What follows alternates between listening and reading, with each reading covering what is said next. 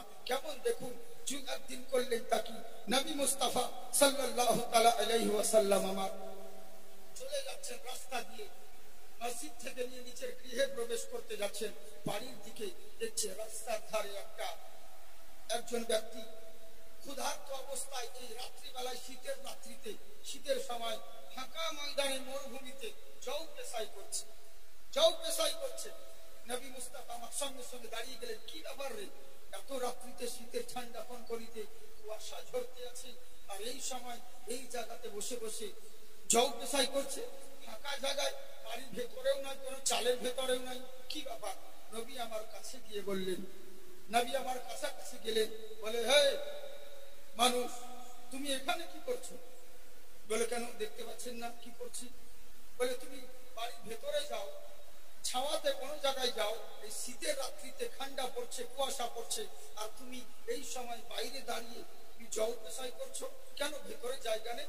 যখন বারবার এই কথা বললেন, তখন শেষ বেলায় ওই যুবকটা বলতে আছে, হুজুর, আপনি যখন জিজ্ঞেস করছেন রাস্তা দিয়ে কত মানুষ যায় আসে, কেউ তো জিজ্ঞেস করে না, কিন্তু আপনি যখন জিজ্ঞেস করলেন, মনে হচ্ছে আপনি কোনো সাধারণ মানুষ নয়, নিশ্চয়ই কোনো অসাধারণ ব্যক্তি হবেন, আল্লাহওয়ালা ব্যক্তি হবেন। তবে শুনুন, আমি এই জায়গাতে জ্বর পেশাই করছি, আসলে কয়েকদিন থেকে আমার ভীষণ জ্বর, আমি জ্বরে কাঁপতেছিলাম, ঘুমিয়ে পড়েছিলাম ঘরের ভিতরে।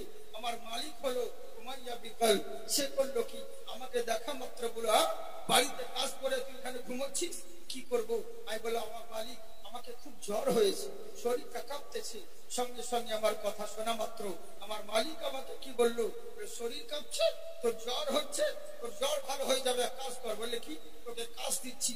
আমাকে বস্তার বস্তা জলগুলোকে নিয়ে এসে সামনে দিয়ে দিলে, আর বললো, যতক্ষণ অব্দি জল পেশাই না করবি ততক্ষণ পর্যন্ত ঘুমোতে পারবি না।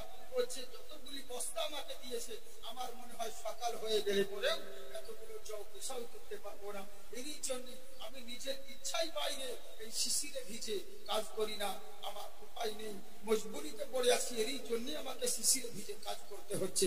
যেমন এই কথা বলা, সঙ্গে সঙ্গে নবী মুস্তাফার চোখ দিয়ে পানি ঝরতে লাগলো। চিন্তা করুন, নবী আমার বলছেন, এমনও মানুষ আছে মক্কা নগরে, এমনও মানুষ আছে। নবী আমার করলেন তাকি, যেমন শোনা মাত্রই নিজের বাড়ির দিকে রওনা হলো। বেলাল যুবকটা বলতে আছে, বাবা, এইটুকু শোনার জন্য এসেছিলেন, শোনা হয়ে গেল, বাস কিসসা খতম হয়ে গেল, এবার চলে তো যাবেন, আর তো কোনো কথা বললেন না।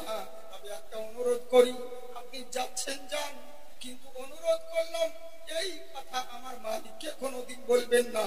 যদি আমার মালিককে বলেন, আমি আপনাকে আমার মালিকের নামে শিকায়াত করেছি, আমার মালিক আমার উপর অত্যাচার করবে, আমার উপর জুলুম করবে, তাই হুজুর গো, দয়া করে এই কথা আমার মালিককে বলবেন না।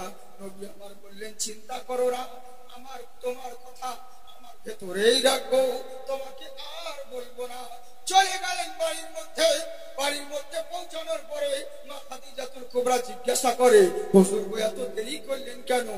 আর জিজ্ঞাসা করো না, ঘরের ভিতরে কি কিছু রয়েছে?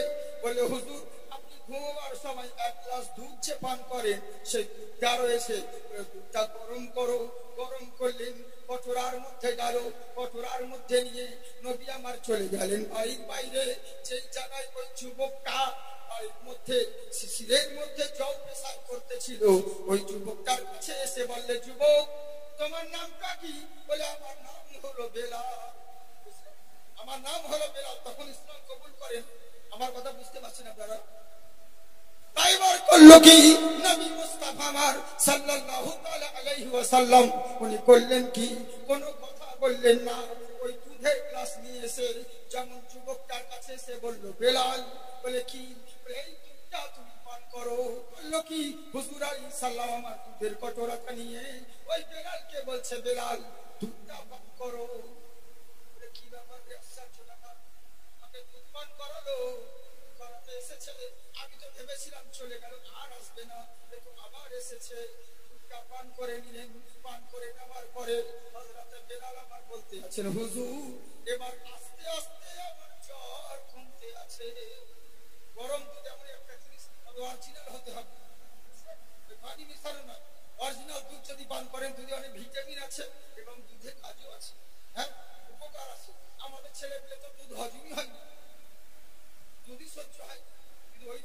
খেতে হবে তবে তো। দুধ খেলেন, পান করলেন। আস্তে আস্তে বেলাল বলতে আছে আমার জ্বর কমতে আছে। বলে তুমি ঘুমাও, তুমি এখন আরাম করো। না হুজুর, ঘুমোলে হবে না, আমার জব পেশাই কে করবে? নবী আমার বললেন চিন্তা করো না, তোমার জবগুলোকে আমি পেশাই করে দিব। চিন্তা করতে পেরেছে কে? বেলাল। চিনেও না, জানেও না। বেলাল মক্কার নয়, কোন আত্মীয় সম্পর্ক নয়, কেউ নয়। কত হাবাস দেশের মানুষ কর্ম করতে এসেছে মক্কায়, তাও দেখুন কত দয়া। আর আমরা এমন মুসলমান, ওরে এতিম মিসকিন গরিবরা যখন বড় লোকের বাড়িতে দাওয়াত হয়, ওরা আগে থেকে ভেবে ভাবনা চিন্তা করে যায় যে আজকে অমুকের বাড়িতে দাওয়াত আছে, অমুক জনের বাড়িতে জলসা আছে, আজকে যাব, পেট ভরে মাংস কিনে খাবো। আমার বাপ মা তো ঠিক মতন খাওয়াতে পারে না, এই নিয়ত করে তারা যায়। কিন্তু যারা আয়োজন করে, রান্না বান্না করে, যারা খাওয়ায়, এদের নিয়ত কেমন দেখুন। আমাকে বলছে জাকির সাহেব আর এক পিস নিন। নিব না ভাই, নিব না। তাও বলছে আর এক পিস নেন, আর এক পিস নেন। ভাই নিব না, চলবে না, তাও জবরদস্ত করে দিচ্ছে। হ্যাঁ, কিন্তু গরিব মানুষ যারা খাওয়ার জন্য এসেছে, তার বেলাতে একবার চামচ খেয়ে আর যায়নি। যে খাবে না তাকে জবরদস্তি ঢেলে দিচ্ছে। হুজুর খান কেন, খান কেন, আর দু পিস নেন কেন? আর একজন এসে বলছে আমার জন্য এক পিস নিতে হবে আপনাকে, আমার জন্য যাবে যদি তোর ভাই নাকি বেশি, তোর জন্য আমাকে নিতে হবে আলাদা করে। যেই জিনিস খেলে ক্ষতি, সেই জিনিস কেন খাওয়াচ্ছি? যেই জিনিস আমি নিব না, ক্ষতি নাই, পয়সা আমি নিব না, আমার পকেটে জবরদস্তি ভরে দেবে। কোন জামা কাপড় আমি নিব না, তাও জোর জবরদস্তি আমার ব্যাগে ভরে দেবে, ওগুলো দিবা না। এই খাবার সময় পরের মাল তো, ওই জন্য বলছো নেন হুজুর জবরদস্তি। আর যারা খাবার জন্য বসে আছে, সেই গরিব মানুষদের দিকে একবার গিয়ে আর দ্বিতীয়বার যাই, এটা তোমাদের নিয়ম, তোমরাই বলো। এটাই তো হচ্ছে আমাদের অবস্থা, ঠিক কিনা বলে? এটাই চলছে। হ্যাঁ, কি বলবো, দুঃখের কথা। কিন্তু নবীর আদর্শ চিন্তা করুন, কে আগো চিনেও না, জানেও না, তাও নবী আমার দুধ পান করালেন। বলছে তুমি ঘুমাও, আমি তোমার জব পেশাই করে দিচ্ছি। আল্লাহু আকবার, আল্লাহু আকবার। এবার করলেনটা কি? নবী মুস্তাফা আমার জব পেশাই করতে লেগেছেন, আর বেলাল শুয়ে আছেন, আর বারবার উঁকি মেরে দেখছেন যে লোকটা যদি পালিয়ে যায় তাহলে আমাকে তো মাইয়া মার দিবে, পুরো জব যদি পেশাই না হয় তাহলে তো আমাকে শেষ করে দিবে। এদিকে বারবার উঁকি মেরে দেখতে আছে। আল্লাহু আকবার। এবার ইনি ঘুমিয়ে গেছেন। নবী মুস্তাফা জব পেশাই করার পরে ওই জয়ের বস্তাটা, আকার বস্তাটা বেলালের মাথার কাছে রেখে ইনি চলে গেলেন। বেলাল যখন ঘুম থেকে উঠে দেখছেন যত জব ছিল সবই পেশাই করা হয়ে গেছে। পেশাই করে দিয়ে চলে গেছে। পরের দিন নবী আমার আবার আসছে, দ্বিতীয় দিন আবার নবী আমার রাত্রিবেলা এসে দেখছেন বেলাল বসে আছে। যাওনি, বলছে বেলাল কেমন আছো? তুমি আরাম করো, তোমার যাও আমি পেশাই করে দিচ্ছি। সঙ্গে সঙ্গে বেলাল বলছে হুজুর গো, আপনার পরিচয়টা দিবেন। আমি গতকাল থেকে আপনার দিওয়ানা হয়ে গেছি, গতকাল থেকে আমি আপনার দিওয়ানা হয়ে গেছি। হুজুর আপনার পরিচয়টা দেবেন? বললে আমাকে সবাই মোহাম্মদ বিন আব্দুল্লাহ বলে, আমি আল্লাহর তরফ থেকে নবী হয়ে এসেছি, রাসূল হয়ে এসেছি। ওই যে ইসলাম প্রচার করে নতুন ধর্ম এনেছেন উনি আপনি? বললে হ্যাঁ। বলে আপনার আদর্শ যদি এত সুন্দর হয়, না জানি আপনার ধর্ম কত সুন্দর হবে। আপনার ধর্ম দিন যদি এত সুন্দর হয়, মহান আল্লাহ কত সুন্দর হবে। সুবহানাল্লাহ বলে। সঙ্গে সঙ্গে নবী মুস্তাফার হাতে কলমা পড়ে মুসলমান গ্রহণ করলেন।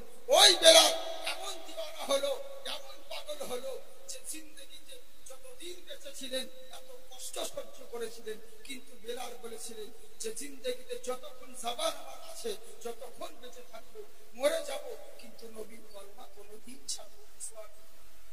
ওই বেলাল এমন দিওয়ানা হলো। আমাদেরকে সেই নবীর প্রতি মহব্বত রাখতে হবে, ওইরকম ভালোবাসতে হবে। যারই জন্য বলি, যতক্ষণ পর্যন্ত তোমরা নবীকে ভালোবাসতে বেশি না পারবে, আর আওলাদ সম্পদ ছাড়া, ততক্ষণ পর্যন্ত পূর্ণ মুমিন হতে পারবে না। এবার সাহাবীরা কেমন নবীকে ভালোবেসেছে চিন্তা করে দেখুন। হযরত তালহা রাদিয়াল্লাহু তাআলা আনহু অসুস্থ সন্তানকে নিয়ে নবীর দরবারে হাজির হয়ে গেল। নবীর কাছে গিয়ে বলছে ইয়া রাসূলুল্লাহ, নবী গো, ফিদা কাবিয়া উম্মি, আপনার পদতলে আমার পিতা মাতা বাচ্চাটা কোরবান হয়ে যায়। হুজুর গো, বলে কি হয়েছে? বলে হুজুর, দীর্ঘদিন ধরে আমার ছেলেটা অসুস্থ রয়েছে। হুজুর, কোন রকম ভাবে আপনি আমার ছেলেটাকে সুস্থ করে দেন, মনে হয় মারা যাবে। নবী আমার বললেন, টেনশন করো না, চিন্তিত হয়ো না, মহান আল্লাহ যদি তোমার ছেলে মরেও যায় তাও জানবে আল্লাহ ভালো লেগে করেছে, আর যদি তোমার ছেলে বেঁচে যায় এটাতেও খুশি মানাবে, জানবে আল্লাহ যা করে ভালোর জন্য করে। খাইরিহি ওয়া শাররিহি মিনাল্লাহি তাআলা, ভালো মন্দ যা কিছু হয় সবই তোমার তাকদীরের উপর। আল্লাহর রাসূলের কাছ থেকে নিয়ে হযরত তালহা করলো কি, সন্তানকে কোলে করে নিয়ে যেমন বাড়ির দিকে রওনা হলো, রাস্তার ধারে ইহুদি পড়ে গেছে। ইহুদি বলছে, কোথায় গিয়েছিলে? বলে নবীর কাছে। বলে কেন?